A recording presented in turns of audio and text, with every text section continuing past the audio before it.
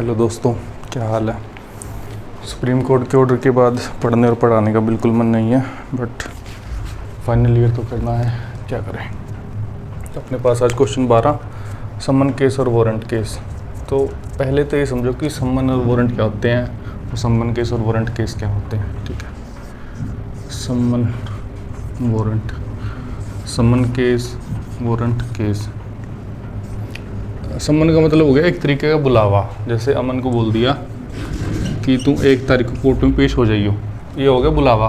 समन का मतलब ये होता है बुलावा देना। ठीक है, 1 तारीख को कोर्ट में पेश हो जाइयो, या फिर बोल दिया कि 1 तारीख को कोई डॉक्यूमेंट जो है उसको प्रोड्यूस कर दियो तुम, ये हो गया एक तरीके का बुलावा।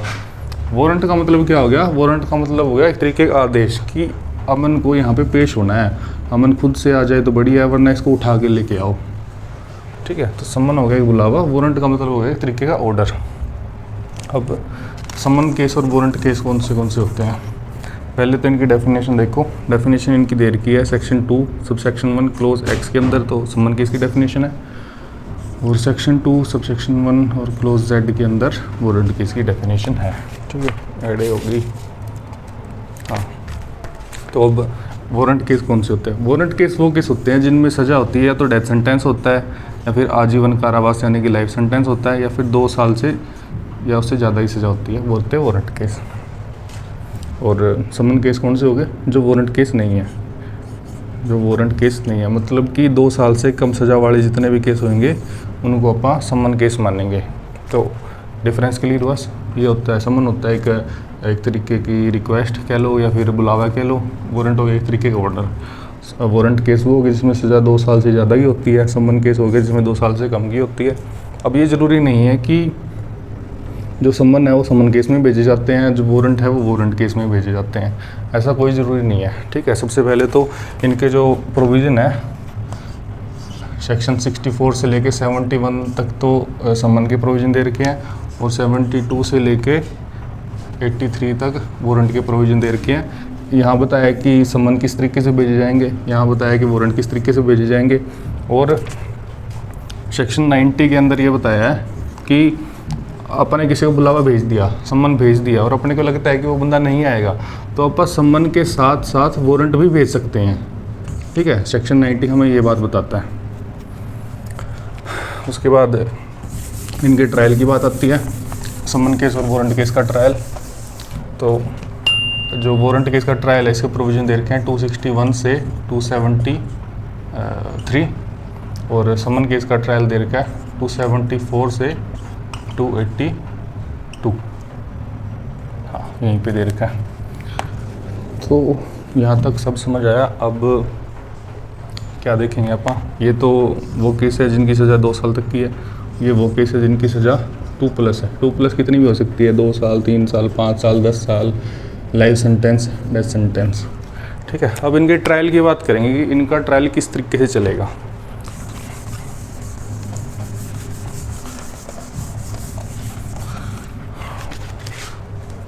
ये मैं बुक में से नहीं करवाऊंगा क्योंकि बुक में केस लॉ ही है जो एक्स्ट्रा है, ये मैंने नोट्स बना के थोड़े से मैं वीडियो में भी दिखा दूंगा थोड़ा सा। तो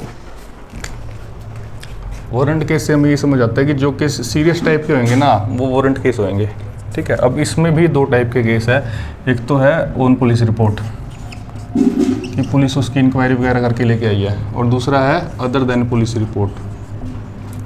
ऑन पुलिस रिपोर्ट की प्रोविज़न हो गए 261 से 266, और इसके प्रोविज़न हो गए 267 से 270। ठीक है, इसके सारे के प्रोविज़न कहाँ तक थे? 261 से 273 तक। अब आप इसमें अलग अलग चीज़ें देखेंगे। तो ऑन पुलिस रिपोर्ट और अदर देन पुलिस रिपोर्ट का क्या मतलब है? सेक्शन 210 में अपन ने देखा था CPI, मतलब किस तरीके से कोई केस है वो शुरू हो सकता है, या तो उसके केस की कंप्लेंट आई हो, या फिर पुलिस की रिपोर्ट हो, या फिर इंफॉर्मेशन मिली हो मैजिस्ट्रेट वगैरह को, या फिर मैजिस्ट्रेट ने सू मोटो कोग्निजेंस लिया हो, मतलब कि अपने आप ही कोई केस को शुरू किया हो। तो अगर पुलिस रिपोर्ट की बात हो रही है तो पुलिस रिपोर्ट का प्रोसीजर है ये, और बाकी जो भी है उसका प्रोसीजर है ये। ठीक है, तो ये समझते हैं कैसे है। 261 261 में बताया है कि पुलिस के पास रिपोर्ट आई, उसने एफआईआर लिखी, सारी कार्रवाई करी, इन्वेस्टिगेशन करी कि उसको पकड़ा नहीं पकड़ा, वो सारी चीज़ें जो हुई, बीच में कई सारे डॉक्यूमेंट तैयार हुए। तो जो डॉक्यूमेंट तैयार होते हैं वो सेक्शन 230 के अंदर अक्यूज़ को उसकी कॉपी देनी होती है। तो सबसे पहले देखेंगे कि अक्यूज़ को उसकी कॉपी मिल गई है या नहीं मिल गई सेक्शन 230 के अंदर, ठीक है। उसके बाद 262 के अंदर आप इसको डिस्चार्ज कर देंगे। डिस्चार्ज का मतलब ये है कि लग ही नहीं रहा कि इसके खिलाफ कार्रवाई होनी चाहिए, इसको धक्के से फंसाया जा रहा है, तो उसको कर देंगे डिस्चार्ज। उसके बाद आ गया 263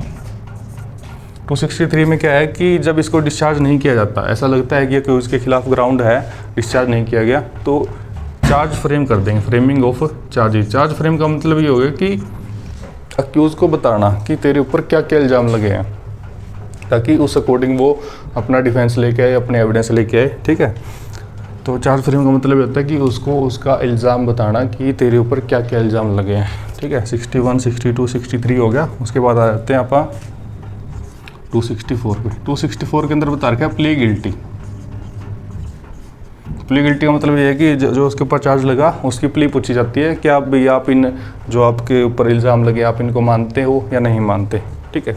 इसमें यही है कि जो वो बोलेगा ना कि हाँ मैं मानता हूँ या नहीं मानता, तो उसको नोट करना ज़रूरी है, ठीक है। पर उसको सज़ा देना ज़रूरी नहीं है। मान के चलो कि अगर उसने कह दिया कि मैं नहीं मानता इन इल्ज़ामों को, फिर तो सीधी सी बात है कि केस चलेगा, ठीक है। बट अगर उसने मान लिए और उसके बाद ज़रूरी नहीं है कि उसको सज़ा दी जाए, क्योंकि ऐसा हो सकता है कि वो किसी दबाव में हो या कुछ और हो, तो क्या होएगा, जो भी ये बोलेगा, जो भी इसकी प्ली होगी, उसको नोट करना ज़रूरी है, लेकिन कन्विक्ट करना यानी कि सज़ा देना ज़रूरी नहीं है।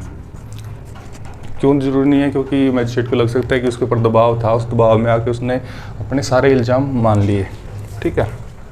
तो कन्विक्ट कर देते हैं तो यहीं पे इसकी कहानी ख़त्म हो जाती है। बट अगर कन्विक्ट नहीं करते तो 265 में प्रोसिक्यूशन को बोलेंगे कि अपने एविडेंस लेके आओ भाई, ठीक है। अपने जो इसके ऊपर इल्ज़ाम लगे हैं, ये तो कह रहा है कि मैं नहीं मानता, मैंने किया ही नहीं, तो प्रोसिक्यूशन को बोलेंगे अपने एविडेंस लेके आओ, अपने विटनेस लेके आओ, ठीक है। प्रोसिक्यूशन को उनका विटनेस हो गया जो जिसको क्षति हुई है उस चीज़ से है। उसके बाद बोलेंगे 266 में डिफेंस को बोलेंगे कि अपने एविडेंस लेके आओ, ठीक है। इसके बीच में एक और चीज़ होती है 351, वो यहाँ पे ज़रूरी नहीं है मेरे हिसाब से, तो उसको छोड़ देते एक बारी। तो ये प्रोसीजर जो था, पहले अक्यूज़ को 230 की जो कंप्लाइंस है वो पूरी करी। अगर उसके ऊपर ऐसा लगता है कि धक्के से फंसाया गया तो डिस्चार्ज कर देंगे, बट ऐसा लगता है कुछ ना कुछ ग्राउंड है तो चार्ज फ्रेम कर देंगे। उससे फिर प्ली पूछेंगे भाई तो बता इसको मानता है नहीं मानता, अगर मानता है तो ठीक है, नहीं मानता तो भी ठीक है। फिर प्रोसिक्यूशन एविडेंस लेके फिर डिफेंस एविडेंस लेके आएगा। ये हो गया पुलिस रिपोर्ट वाला। अब दूसरी साइड क्या है, अदर देन पुलिस रिपोर्ट। तो इसमें दो शुरू में ही 267 के अंदर ही बोल देंगे प्रोसिक्यूशन को एविडेंस लेके आओ। क्यों लेके आओ? पहले तो प्रोसिक्यूशन के एविडेंस बाद में मांगे, यहाँ पे आप शुरू में मांग रहे हैं। इसका मतलब ये है कि प्रोसिक्यूशन एविडेंस इसलिए लेके आ रहे हैं कि बताओ तो सही कि उसके ऊपर क्या इल्ज़ाम लगा रहे हो, क्यों लगा रहे हो, क्या सिस्टम है, कुछ तो बताओ। यहाँ पे इसलिए ज़रूरी है क्योंकि पिछली बार तो क्या था, पुलिस ने सारी इन्वेस्टिगेशन कर ली थी, सारा सिस्टम देख लिया था, सारी जो सबूत वगैरह थे इकट्ठे करके ले आए थे, और पुलिस ने अपने हिसाब से बता दिया था कि भाई हाँ ये एक्यूज़ है, इसके ऊपर इल्ज़ाम लग रहे हैं। यहाँ पे तो भाई इल्ज़ाम ही अब लगाएंगे, बस ऐसे मैजिस्ट्रेट वगैरह ने देख लिया कि हाँ ये बंदा है, इसके ऊपर ये बोल रहे हैं कि इसने ये किया है, ठीक है। तो प्रोसिक्यूशन में बोलेंगे भी हाँ तुम्हारे पास क्या एविडेंस है कि जो तुम इसके ऊपर इल्ज़ाम लगा रहे हो, ठीक है। 67 में इसके ऊपर इल्ज़ाम लगा दिए। इल्ज़ाम लगाने के बाद 67 में इल्ज़ाम लगाने के बाद अगर मैजिस्ट्रेट को ऐसा लगता है कि इसको धक्के से फंसाया जा रहा है तो कोई ग्राउंड है नहीं, तो इसको डिस्चार्ज कर देंगे, ठीक है। फिर ऐसे मैजिस्ट्रेट को ऐसे लगता है कि डिस्चार्ज नहीं करना चाहिए, कुछ ना कुछ तो ग्राउंड है, थोड़ा बहुत तो इसने कुछ ना कुछ तो किया है, तो 269 के अंदर आगे कर देंगे फ्रेम चार्ज वही बता देंगे कि भाई तेरे ऊपर ये इल्ज़ाम लगा है, ठीक है। चार्ज फ्रेम कर देंगे और उससे पूछेंगे कि भाई जो तेरे ऊपर चार्ज लगा है तो इसको गिल्टी प्ली करता है या नहीं करता, ठीक है। वही मतलब इससे पूछेंगे कि तुम मानता है तूने ये चीज़ करी है या नहीं मानता। फिर 270 के अंदर बोल देंगे कि भाई तू अपने एविडेंस ले आ। यहाँ पे वही बात है, उसकी प्ली गिल्टी इसने मान लिया कि मैंने वो किया है, तो उसको नोट करना ज़रूरी है, बट उसको सज़ा देना ज़रूरी नहीं है। क्यों ज़रूरी नहीं है? क्योंकि ऐसा हो सकता है कि उसने दबाव में आके मानना हो कि मैंने ये सब किया था, तो इसलिए। ठीक है, 270 में आ गया उसकी एविडेंस। अब एक तरफ आपने देखा 261 से 266 तक ऑन पुलिस रिपोर्ट वाले जो कार्रवाई थी, वो 67 से लेके 70 तक थी अदर देन पुलिस रिपोर्ट। अब इनकी जो आगे की कार्रवाई होएगी उसके लिए प्रोविज़न एक ही जगह पे दे रखे हैं। वो कहाँ दे रखे हैं? 271, ये वाला केस हो या फिर ये वाला केस हो, अगर उसको बरी किया जा रहा है यानी कि एक्विट किया जा रहा है, या फिर उसको सज़ा दी जा रही है यानी कि कन्विक्ट किया जा रहा है, तो वो कहाँ किया जाएगा? 271 के अंदर। 272 अगर इसके अंदर अक्यूज एब्सेंट है तो उस समय क्या कार्रवाई करी जाएगी? इसके अंदर तो नहीं दे रखा, तो क्वेश्चन में नहीं दे रखा, तो अपन नहीं पढ़ेंगे इस चीज़ को। और 273 के अंदर दे रखा है कि अगर इसके ऊपर फालतू के इल्ज़ाम लगाए गए थे, तो जिसने इसके ऊपर इल्ज़ाम लगाए थे उसको बोलेंगे भाई कंपनसेशन पे कर, जो ये दुखी हुआ है, इतने दिन परेशान हुआ है, उसके लिए आप कंपनसेशन पे कीजिए। तो ये सारा जो प्रोसीजर था, ये था वारंट केस का ट्रायल। ठीक है, अब समन केस के ट्रायल की बात करते हैं।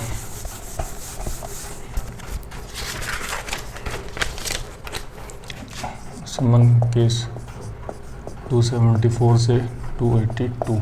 ठीक है, अब इसमें चार्ज वगैरह फ्रेम नहीं करते। ठीक है, क्यों नहीं करते? क्योंकि छोटे केस होते हैं, कम सज़ा वाले केस होते हैं। तो इसमें 274 में क्या करेंगे? स्टेट सब्सटेंस, उसको बोल देंगे कि भाई हाँ तूने ये चीज़ें करी है, तेरे ऊपर ये इल्ज़ाम लगे हुए हैं। 274 के अंदर उसको इल्ज़ाम बता दिए।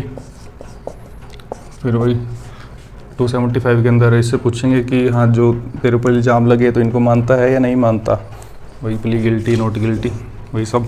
ठीक है, अब यहाँ पे इसको सज़ा दे दी जाती है तो बात अलग है। अगर इसको सज़ा नहीं दी जाती तो 276 के अंदर आएंगे। 276 के अंदर आके यहाँ पे तो थी नॉर्मल केसेस की बात, यहाँ है पैटी केसेस की बात। पैटी केसेस कौन से होते हैं? चालान वगैरह केस, जुर्माने वगैरह केस, जिसमें अक्यूज़ का प्रेजेंट होना ज़रूरी नहीं है, तो उसके कन्विक्शन की बात हो रही है, उसको कन्विक्ट करना है, तो 276 के अंदर कन्विक्ट करेंगे। 277 क्या है? अगर 75 में उसको कन्विक्ट नहीं किया गया, मजिस्ट्रेट को लगता है कि इसने इसके ऊपर दबाव था इल्ज़ाम को कबूल करने का, तो 277 के अंदर इसको बोलेंगे कि अपने एविडेंस लेके आ, डिफेंस एविडेंस। ठीक है, फिर 278 के अंदर इसकी जजमेंट आ जाती है। जजमेंट के अंदर एक्विट या फिर कन्विक्ट यानी कि बरी या फिर इसको सज़ा दे दी जाती है। उसके बाद अपने पास एक आधा प्रोविज़न और है 279 में क्या करेंगे? कंप्लेनेंट अगर गायब हो जाता है, ठीक है, गायब होने का मतलब क्या है कि कंप्लेंट कर दी, अब जो अक्यूज़ है वो दुखी हो रहा है बट कंप्लेनेंट नहीं आ रहा, तो इस केस में क्या करेंगे? उसको बरी कर देंगे। ठीक है, अक्यूज़ को बरी कर देंगे, एक्विट कर देंगे। ठीक है, या फिर मजिस्ट्रेट को लगता है कि देख लेते हैं थोड़े दिन, तो 30 दिन की डेट लगा देते हैं। वो कहते हैं भाई 30 दिन तक अगर वो आ गया तो ठीक है, वरना इसको बरी कर देंगे। ठीक है, आ गया तो आगे केस चला लेंगे, नहीं तो बरी कर देंगे, ऐसा होता है। और अगर जो कंप्लेनेंट है उसकी डेथ हो जाती है तो उस केस में भी इसको बरी कर दिया जाता है। इसके अंदर बस इतनी ही बात थी। आगे के 2-3 प्रोविज़न इतने काम के नहीं है, तो इनको छोड़ दीजिए। फिर आ गया इनके अंदर डिफरेंस क्या है? समन केस और वारंट केस, इनमें डिफरेंस क्या है? पहला डिफरेंस ये है कि समन केस में 2 साल तक की सज़ा दी जा सकती है। वारंट केस कौन से होते हैं? 2 साल या उससे ज़्यादा सज़ा वाले। ठीक है, समन केस कौन से होते हैं? ब्रीफ इन नेचर होते हैं, जल्दी जल्दी ख़त्म हो जाता है इनका ट्रायल। बट वारंट केस तो भाई लंबे लंबे चलते हैं बहुत ज़्यादा। समन केस में जो चार्ज है, चार्ज फ्रेम जो करते हैं आप, फ्रेमिंग ऑफ चार्जेस, उसको लिखने की ज़रूरत नहीं पड़ती, क्योंकि पता है कि छोटा मोटा केस है तो क्या करना है लिख के, क्यों कॉपी पेन ख़राब करना। वारंट केस तो वही सीरियस केस है, इतनी मोटी फाइल हो जाती है, तो उसको तो लिखा पढ़त करनी पड़ती है। इसमें जो वारंट समन केस है, इसमें एक्यूज़ जो है वो एक्विट भी हो जाता है, कन्विक्ट भी हो जाता है, और उसमें क्या है कि सिर्फ डिस्चार्ज होता है। और कन्विक्ट होता है। एक्विट नहीं होता इसके अंदर, क्योंकि ये सीरियस टाइप का केस था। एक्विट नहीं करा जाएगा इसको। एक्विट तब किया जाएगा जब ये बिल्कुल इनोसेंट प्रूव हो जाए, ठीक है। अब एक बार इसको समन केस में क्या है, अगर एक बार अक्यूज को एक्विट कर दिया तो केस दोबारा रीओपन नहीं होएगा, ठीक है, और ये वाला रीओपन करा जा सकता है। उसके बाद क्या है कि जब कंप्लेनेंट है वो नहीं आता तो इसको वो कर देंगे, एक्विट कर देंगे और कह देंगे घर पे जा। बट यहाँ पे अगर कंप्लेनेंट नहीं आता वारंट केस में तो उसको एक्विट नहीं करते, क्योंकि सीरियस टाइप का केस है। अब जिस केस में 7 साल की सज़ा है तो कुछ ना कुछ तो बढ़िया कांड करा होगा उसने। उसके बाद क्या है कि इस केस को वापस लिया जा सकता है, विड्रॉ किया जा सकता है समन केस को। वारंट केस को विड्रॉ नहीं किया जा सकता। इसमें बोल दिया कि समन केस में जनरली समन इशू किए जाते हैं, इसमें जनरली वारंट इशू किए जाते हैं। क्यों? क्योंकि सीरियस टाइप का केस है। अब जिस केस में 10 साल की सज़ा होनी है या फिर डेथ सेंटेंस होनी है तो ऐसा लग ही रहा है कि अक्यूज आएगा थोड़ी, उसको तो उठा के लेके आना पड़ेगा। बट छोटा मोटा केस है, उसमें तो बुलाने से आ भी जाएगा वो, ठीक है। और समन केस में जो भी सज़ा दी जाती है उसके ऊपर कोई आर्गूमेंट नहीं किया जाता, ठीक है। बट यहाँ पे आर्गूमेंट किया जाता है, क्योंकि 10 साल की सज़ा दी जा रही है तो आर्गूमेंट तो करेंगे भी, कम ज़्यादा कर लो इसको या फिर कुछ और कर लो। There is no need to, बस इसके अंदर यही था। और क्यों कौन था इसके अंदर? बस यही बोला है कि जो इसमें चार्ज फ्रेम किया है उस चार्ज के ऊपर भी आर्गूमेंट होंगे। इसमें जब सब्सटेंस उसको बताया गया है, एक तरीके का चार्ज ही होता है वो, तो उसके ऊपर आर्गूमेंट नहीं होगा। तो क्या है, इसमें चार्ज फ्रेम पर और कन्विक्शन पर दोनों टाइम आर्गूमेंट हो सकते हैं और इसमें नहीं होंगे। बस इसमें इतनी सी बात बोल ली है। ये थे अपने दोनों ट्रायल और इसकी फ़ोटो मैं चिपका दूंगा ये वाली। Bye bye.